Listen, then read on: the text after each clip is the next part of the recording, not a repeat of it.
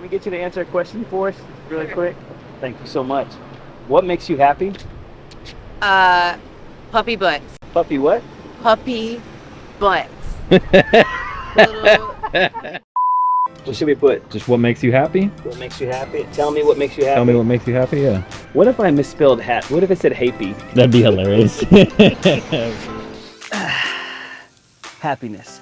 No matter where you're from, what language you speak, or your makeup, fundamentally, we all have a deep desire to be at least happy at some point in our lives. And what makes this pursuit so interesting is that it's something that we all feel entitled to, and various things make us happy. Like grilling. Man, just being alive and being able to have this conversation with people like you that are nice to other people. Alcohol. That's a Hey! love. That's good people. My 2 daughters. Oh. There you go. Connection, like community. Kevin. Oh my gosh! Y hablas español. Yes, like ¿Qué te what? pone feliz entonces? En español. En español. Es Sí. mi familia, mi esposo, Family. mis perros. Music. Makes me happy is that this neighborhood is coming up from nothing. So much diversity coming around. Sitting in the backyard having a barbecue with my children. Hanging out in my pool in my backyard. Hanging out with her. Oh. Man, I hope my friendship taught me like that. No better. I don't talk about you like that. Like Kevin, he's okay. He's trash, honestly, but Well, trolling my friends makes me happy. But anyways, let's get back to the video. What makes you happy? Food makes me happy. Exercise does make me happy. Simple things, right? Simple things. Exactly. Being alive every day. Hey.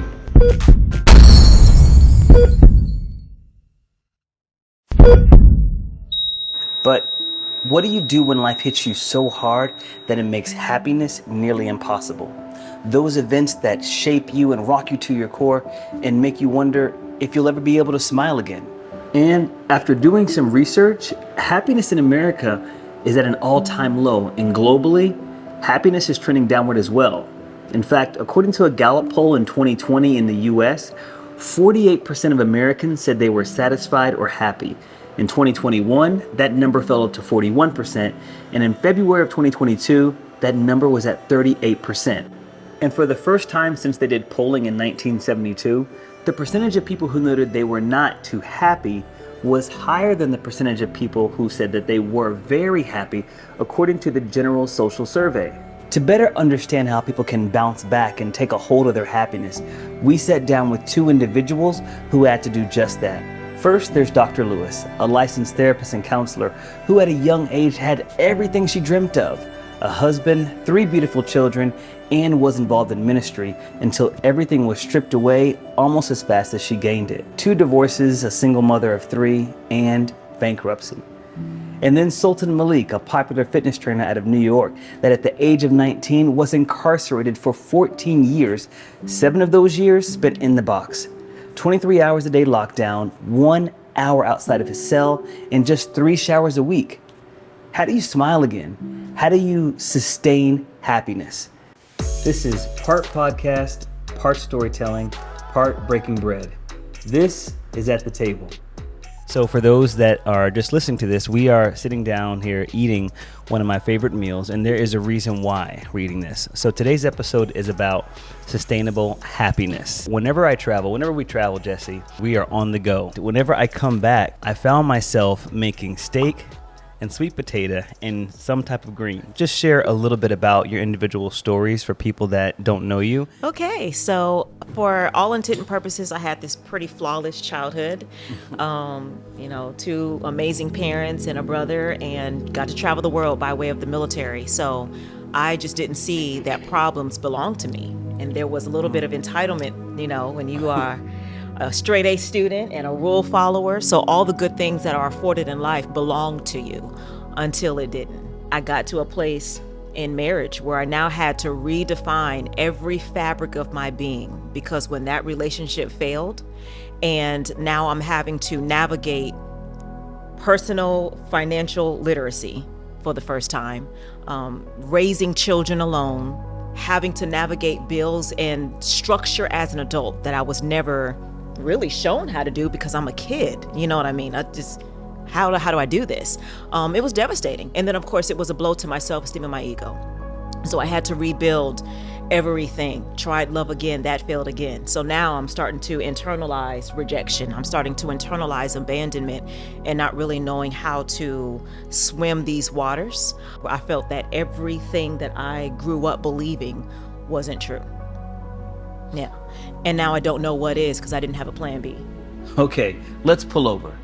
If we believe we are entitled to happiness, then why is a sense of entitlement a bad thing in this scenario? Well, according to many therapists, entitlement stops us from recognizing what we need to do for ourselves in order to get to where we want and need to be.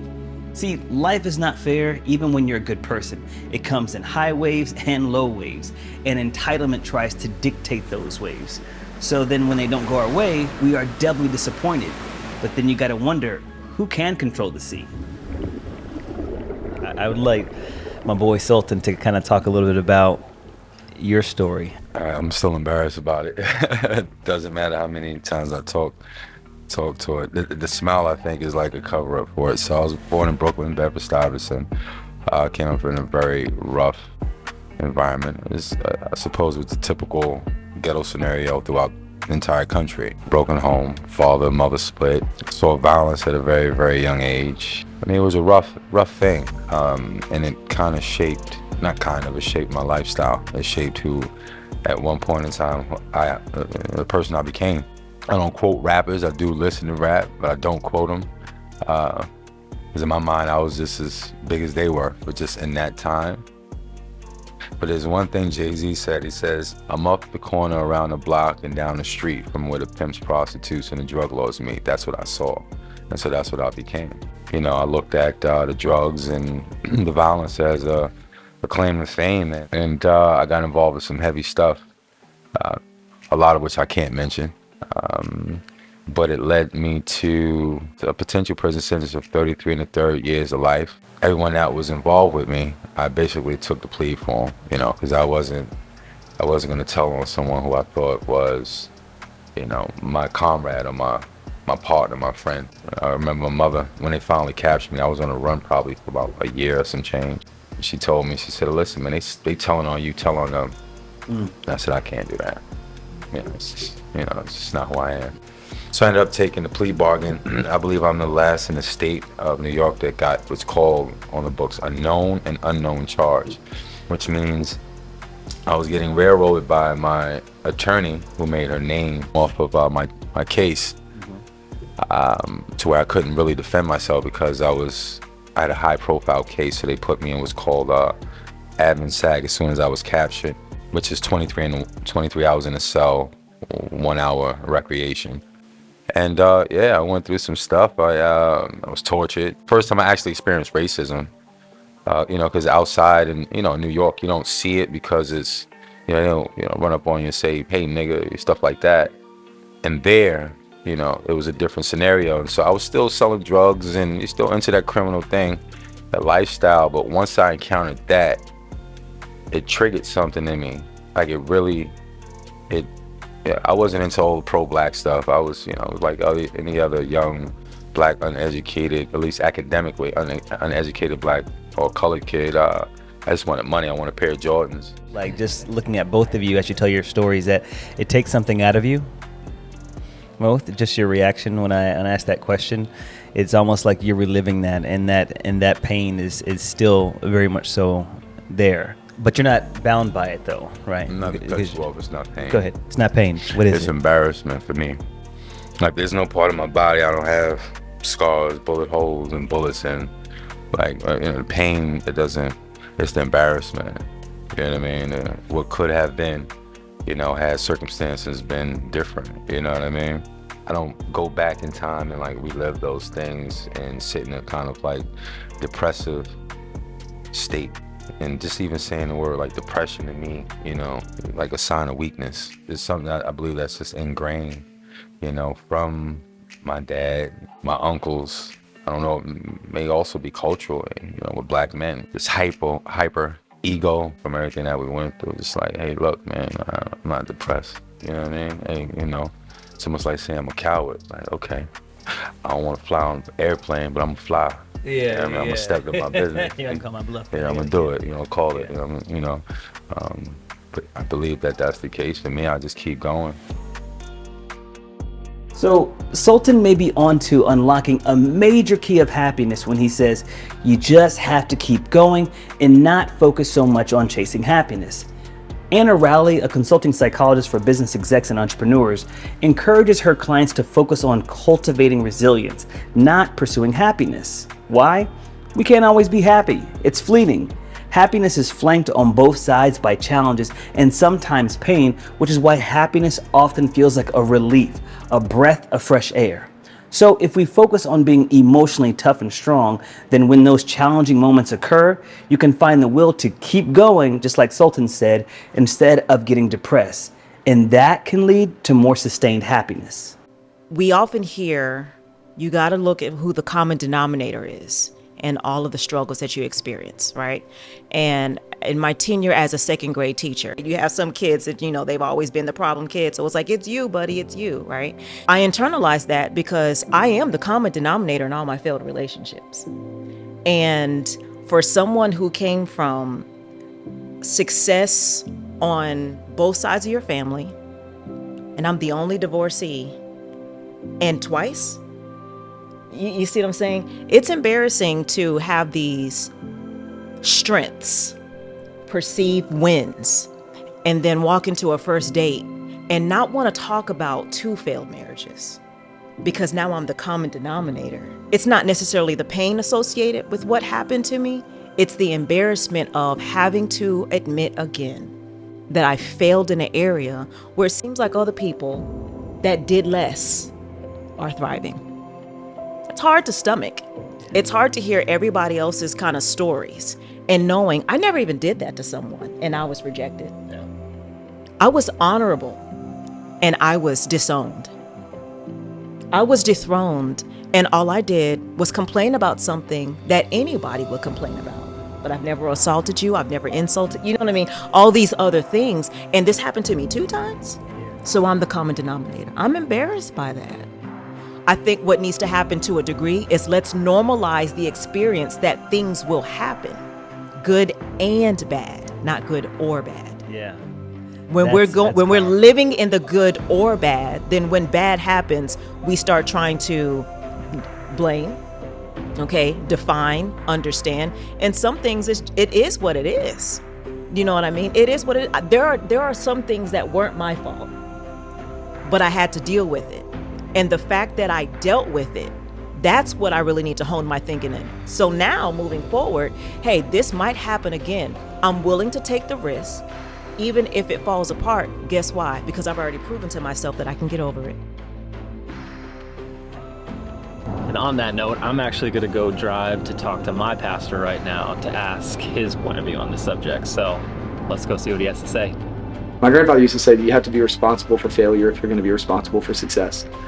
And failure is not a detour, it is a speed bump. It is part of the journey of getting to where God's calling you and where you've been made to go. And so the failure is a place of growth. Failure is a place of, for some of us, coming face to face with the things we need to change. Also realizing that circumstances just don't always go your way, but at the end of the day, you can make it through and you got to keep going. Most success does not come because someone had one brilliant moment. It's because they strung together a lot of kind of monotonous, average, everyday moments. And even when it didn't go right, they kept going. And I think that's really important. So give yourself grace to learn what you need to learn from the moments you didn't like and keep moving. I think that would be, that was maybe long-winded, but I think that would be, yeah. Beautiful. Awesome. Thanks, man. Appreciate you. So what happened was very unfortunate, right? But it got you to the place of where you are right now. It informed you and your career and what you're doing and how you can actually minister to people, and then informed you as well in being able to connect with people, not only who are in those environments, but really just applying those same skill sets to the average Joe and Jane to help them accomplish their wellness goals. If you ever get the chance to actually train with him, it's an honor because the amount of energy, you can feel that. And I think there's something to be said, and I'm so glad that this is the example that we kind of come here full circle, because I was going to ask you, what do you do to be happy? He doesn't show a lot of emotion outside. This is the most emotion he's shown, right? At dinner, talking about working out and helping other people. 100%, man. 100%. I feel like that's what I have left. I owe a lot, you know what I mean? So maybe this is my gateway to kind of, smooth over some things. And I don't care where people, come from. I don't care, the race, ethnicity, the gender. I like seeing people gain some type like self-confidence, and I see it happen. I really see it happen. It's really deep. Yeah. Dr. Lewis, what do you do to get to your happy place? I think this is it for me. When I see that switch happen with people, when I see hope restored, when I see that connection that they've made with a different voice and a different perspective, whether or not I had anything to do with that transition or not, I get excited when I see it happen. That really does make me so happy. It really does. So I don't know if you realize this, but there's an energy that you possess that when you open up, it makes everybody in the room respond. You know what I mean? Like, now I'm fanning out. So on the topic of how fitness impacts our mood, I wanted to ask my training partner and trainer and friend, Osman, to share his thoughts on the topic. What is the overall impact of exercise and diet on one's happiness? Man, so I think, we live in an era now where there's more and more evidence of the effects of exercise on our mental health. Lowered anxiety, depression, things like that, man. I see that every day, with my clients. You can see a person because it has an immediate effect on their mood change for the day. It gets your blood circulating and you feel good. I mean, it's immediate, right? Yes, stress management, a practice my therapist and any therapist will constantly encourage. It reminded me of a new form of meditation my friend now teaches, sound bathing, to manage stress and anxiety and encourage deep relaxation. So me and Jesse decided to try it out. So a sound bath is, if you think about it, we don't just hear sound through our ears, we hear it through our entire body. If you think about total relaxation, you laying there, your body's water, and the sound penetrates your body, there's a process or a healing quality that happens. As she played various sounds and guided us through a meditation, I fell deeper and deeper into a relaxed state. Maybe a little bit too relaxed because her brother was snoring.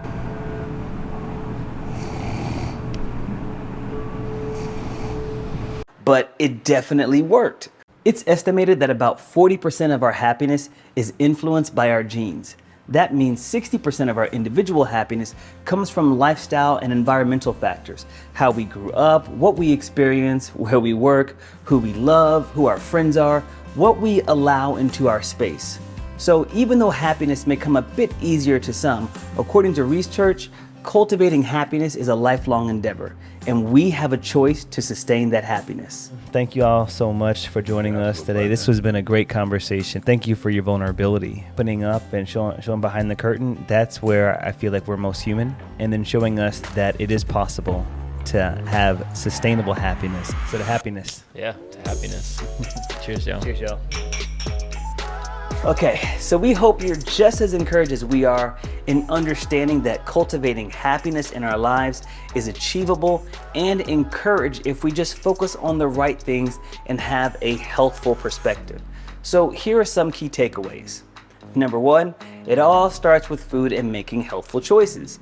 A study out of Australia published in December 2017 suggested that eating more healthful foods like fruits and vegetables have both a physical and mental health benefit. We knew that. In fact, the study showed that of the main food categories studied, vegetable consumption contributed the largest share to happiness according to the participants. So we gotta all be more like Popeye and eat our spinach. Number two, get active when and where you can. 2 months ago, I actually started running as often as I can, 2 to 3 times a week at least. Being a father is a huge motivator as well for me, so being able to work on my physical and mental health is a huge bonus. So whether it's a walk around the block or accompanying your partner on an extended shopping trip, do what you can to get active. Number three, consider seeing a licensed therapist or counselor like Dr. Lewis to help you heal from any past trauma that could be blocking your ability to pursue happiness fully and freely. Gotta tell you personally, it's tough work, but it's so rewarding. You'll see life with a new lens that will help you be less triggered and more resilient. Number 4, practice giving yourself grace when life doesn't go your way. Remember, happiness is sandwiched right in between adversity and daily challenges. The more you accept that it's okay and that everything's not going to go your way, and understand you're doing the best you can, the longer you'll be able to hold on to those feelings of happiness. All right, thanks for joining us here at the table. And remember to download, watch, and listen to the full episode on wherever you choose to get your podcast. The full video version of the sit-down interview is also available on fitmencook.com. Please share, like, comment for more of this content. Peace and happiness.